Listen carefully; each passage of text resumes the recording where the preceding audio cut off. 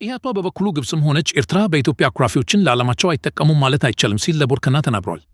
ረቡዕ መስከረም 21 ቀን 2018 ዓ.ም የቀድሞ የትግራይ ክልል ጊዜያዊ አስተዳደርና የአሁኑ የጠቅላይ ሚኒስትር አብይ አህመድ የምስራቅ አፍሪካ ጉዳዮች አማካሪ አቶ ጌታቸው ረዳ ኤርትራውያን የፌዴራል መንግስትን ለመዋጋት በድንበራቸው ማዶ ያሉ ጠቃሚ ሞኞችን መጠቀም ይፈልጋሉ እኮ ሲሉ ተደምጠዋል። ኤርትራውያን በጣም ብልሆች ናቸው እኮ ያሉት ጌታቸው የፌዴራል መንግስትን በቀጥታ የመዋጋት የሰው ኃይል ብልጫ እንደሌላቸው ያውቃሉ እኮ ሲሉ ኤርትራን ብልህ ያሉበትን ምክንያት አስረድተዋል። ኤርትራውያን በጣም ብልሆች ናቸው እኮ ያሉት ጌታቸው የፌዴራል መንግስትን በቀጥታ የመዋጋት የሰው ኃይል ብልጫ እንደሌላቸው ያውቃሉ እኮ ሲሉ ኤርትራን ብልህ ያሉበትን ምክንያት አስረድተዋል። ስለዚህ ሀገሪቱን ለማናጋት በድንበራቸው ማዶ ያሉ ጠቃሚ ሞኞችን መጠቀም ይፈልጋሉ እኮ ሲሉ ያከሉ ሲሆን አቶ ጌታቸው ይሁን ያሉት ከኩጅዋባው ፓወር ሴፍትክ ጋር በነበራቸው ቃለ መጠይቅ ነው።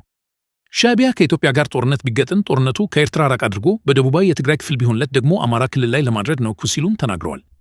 የጠቅላይ ሚኒስትሩ አማካሪ ህወሓትም ከፌዴራል መንግስት ይመጣል ብለው ከሚያስቡት እውነተኛ ወይም ምናባዊ ስጋት ራሳቸውን ለማዳን ከኤርትራውያን ጋር ህብረት መፍጠር ይቻል እንደሆነ እንደሚሞክሩም ጭምር ጠቁመዋል። ህወሓትና ኤርትራ ያላቸውን ግንኙነት በተመለከተ የተጠየቁት አቶ ጌታቸው አሁን ያለው የህወሓት አመራር ለማድረግ እየሞከረ ያለው ከፌዴራል መንግስት ይመጣል ብለው ከሚያስቡት እውነተኛ ወይም ምናባዊ ስጋት ራሳቸውን ለማዳን ከኤርትራውያን ጋር ህብረት መፍጠር ይቻል እንደሆነ ማየት ነው ሲሉ ከሰዋቸዋል። በሰሜኑ ጦርነት ወቅት የህወሓት አንድ አካል ሆነው ጠቅላይ ሚኒስትር አብይን በማብጠልጠል የሚታወሱት የአሁኑ የጠቅላይ ሚኒስትሩ አማካሪ አቶ ጌታቸው ረዳ ከፌዴራል መንግስቱ ስጋት ስላለው ከኤርትራ ጋር ህብረት ይፈጥራል ያሉት ህወሓትን ይህንን እንዲያደርግ አልፈልግም ሲሉ ነው በሰሞንኛው ቃለ መጠይቃቸው የተነገሩት። የህወሓትንና የኤርትራን ህብረት እዋጋለሁ የሚሉት የጠቅላዩ አማካሪ ለዚህ ነው የቀድሞ የትግል ጓዶችን እስከ መጨረሻው ድረስ የሚታገላቸው በማለትም አክለዋል። ይህ ደግሞ የሚሆነው በትግራይ ህዝብ መስዋዕትነት ነው፣ በእህትና በወንድሞቼ በወላጆቼ መስዋዕትነት ነው በማለትም ጦርነትን ወይም ግጭትን ከወዲሁ አውግዘዋል። የጊዜያዊ አስተዳደር ፕሬዝዳንት በነበርኩበት ወቅት ከኤርትራውያን ጋር ግንኙነት ጀምሬ ነበር። ተስፋዬም ሌላ ዙር ጦርነት በትግራይ እንዳይከሰት መከላከል ነበርኩ በማለትም አስታውሰዋል። ምክንያቱም ለትግራይ ህዝብ የማይሽር ጠባሳ እንደሚተው ነበር የማየው ሲሉም ምክንያታቸውን ገልጸዋል። ማንም ወደደው ወይም ጠላው ጠቅላይ ሚኒስትር ዶር ከአብይ አህመድ ወደዱትም ጠሉት ከ135 አንዳንዶች አቶ ጌታቸው ከጠቃሚ ሞኞች ያሏቸው ፋኖን ጭምር ነው የሚል ፖለቲካዊ አስተያየት እየሰጡ የተስተዋሉት በተለይ ፋኖ ሰሞኑን በሰሜን ወሎ በኩል ከመንግስት ታጣቂዎች ጋር ባደረገው የተኩስ ለውጥ የህወሓትና የሻዕቢያ ታጣቂዎች ከፋኖ ወግነው ሲዋጉ ተማርከዋል ከተብሎ በመንግስት ደጋፊዎች በኩል መነገሩን በማስታወስ ጭምር ነው።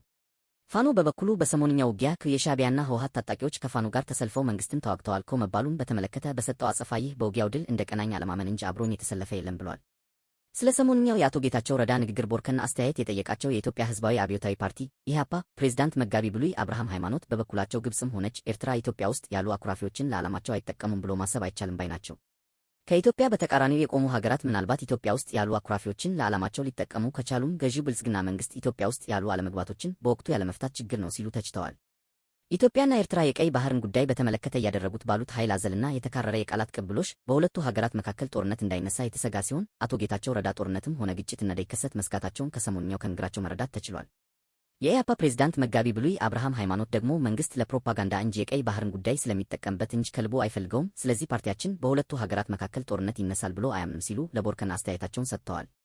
ኢትዮጵያ የባህር በር ፍላጎት እንዳላት ከገለጸችበት ጊዜ ጀምሮ ኢትዮጵያና ኤርትራ ወዝግብና መሸካከር ውስጥ ገብተዋል። Subscribe.